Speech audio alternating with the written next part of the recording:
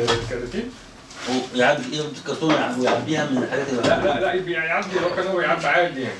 دي ما بتعبيه. لا هو مثلا حضرتك بتحط بتقول ان بيتم التجهيز للسنات الان مش عارف ايه مثلا. يعني كان في نقول احنا في اماكن بيزد احمد احمد بيزد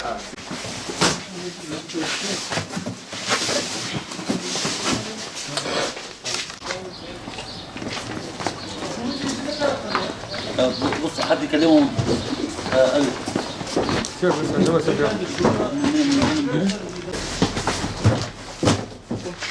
لا هو كان بيسألني على باب النيل.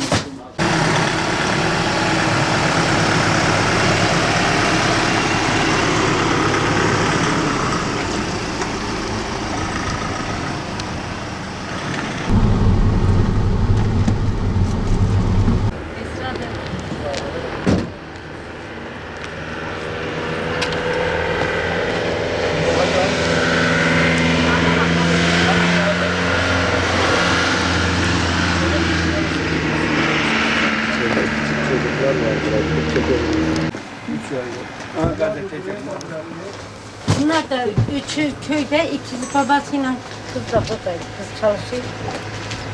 Hocam aşağıda kaç tane var?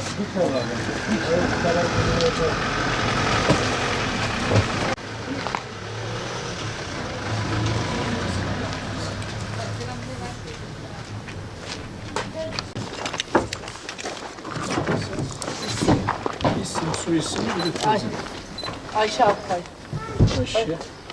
Abla teyzenizi, şeyinizi, isminizi almamız gerekiyor. Kimliğini Var mı? teyze? He. Teyze kimliğin var mı kimliğin?